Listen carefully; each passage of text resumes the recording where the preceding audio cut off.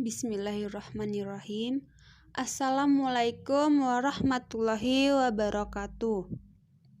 Yang terhormat, Ibu Siti Rahayu selaku dosen pengampu mata kuliah pengantar ilmu komunikasi dan teman-teman sekalian yang berbahagia. Baik, di sini kami dari kelompok 10 yang beranggotakan Putri Oktavia dan Dwi Eka Safitri akan mempresentasikan hasil kelompok kami tentang komunikasi kelompok. Nah, di sini kita akan membahas beberapa materi, yaitu yang pertama tentang pengertian komunikasi kelompok, yang kedua karakteristik komunikasi kelompok, yang ketiga klasifikasi komunikasi kelompok, yang keempat tujuan komunikasi kelompok, yang kelima fungsi komunikasi kelompok, yang keenam tipe komunikasi kelompok, dan yang terakhir faktor yang mempengaruhi keefektifan kelompok. Apa sih yang dimaksud dengan komunikasi kelompok? Jadi, menurut Anwar Arifin, komunikasi kelompok adalah komunikasi yang berlangsung antara beberapa orang dalam suatu kelompok, seperti dalam rapat, pertemuan, konferensi, dan sebagainya.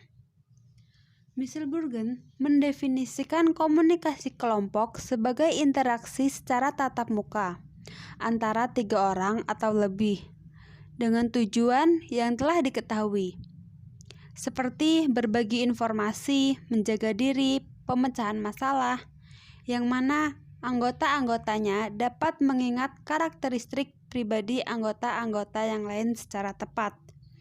Nah, dari dua definisi tersebut mempunyai kesamaan, yakni adanya komunikasi tatap muka dan memiliki susunan rencana kerja tertentu untuk mencapai tujuan kelompok. Karakteristik komunikasi kelompok. Karakteristik komunikasi dalam kelompok ditentukan melalui dua hal, yaitu norma dan peran. Norma adalah persetujuan atau perjanjian tentang bagaimana orang-orang dalam suatu kelompok berperilaku satu sama lainnya. Norma oleh para sosiolog disebut juga dengan hukum ataupun aturan, yaitu perilaku-perilaku apa saja yang pantas dan tidak pantas dilakukan dalam suatu kelompok. Ada 3 kategori norma kelompok, yaitu norma sosial, prosedural, dan tugas. Peran. Peran adalah aspek dinamis dari kedudukan atau status. Apabila seseorang melaksanakan hak dan kewajibannya sesuai dengan kedudukannya, maka dia menjalankan suatu peran. Peran dibagi menjadi 3, yaitu peran aktif, peran partisipatif, dan peran pasif. Klasifikasi kelompok.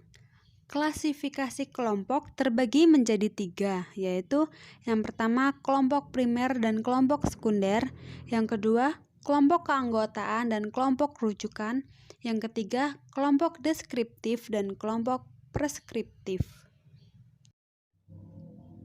Kelompok primer dan kelompok sekunder. Kelompok primer adalah suatu kelompok yang anggota-anggotanya berhubungan akrab, personal, dan menyentuh hati dalam asosiasi dan kerjasama. Kelompok sekunder adalah kelompok yang anggota-anggotanya berhubungan tidak akrab, tidak personal, dan tidak menyentuh hati kita. Yang kedua, kelompok keanggotaan dan kelompok rujukan. Kelompok keanggotaan adalah kelompok yang anggota-anggotanya secara administratif dan fisik menjadi anggota kelompok itu. Kelompok rujukan adalah kelompok yang digunakan sebagai alat ukur atau standar untuk menilai diri sendiri atau untuk membentuk sikap. Klasifikasi kelompok. C. Kelompok deskriptif dan kelompok preskriptif.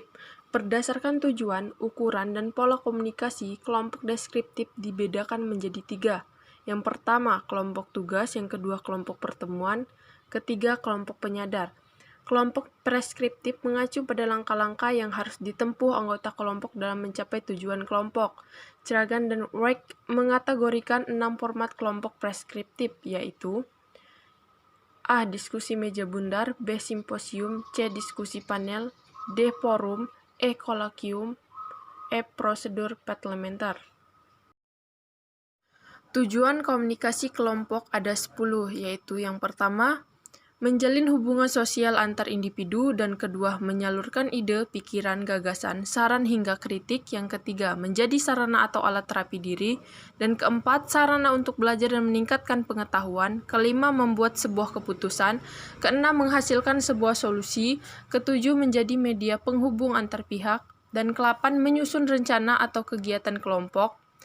9. Memecahkan masalah yang dihadapi. 10. Mengembangkan kelompok kecil menjadi kelompok besar. Fungsi komunikasi kelompok ada 5, yaitu yang pertama fungsi hubungan sosial, yang kedua fungsi pendidikan, ketiga fungsi persuasi, keempat fungsi problem solving, kelima fungsi terapi. Tipe komunikasi kelompok ada 3, yaitu kelompok belajar, kelompok pertumbuhan, dan yang terakhir kelompok pemecahan masalah.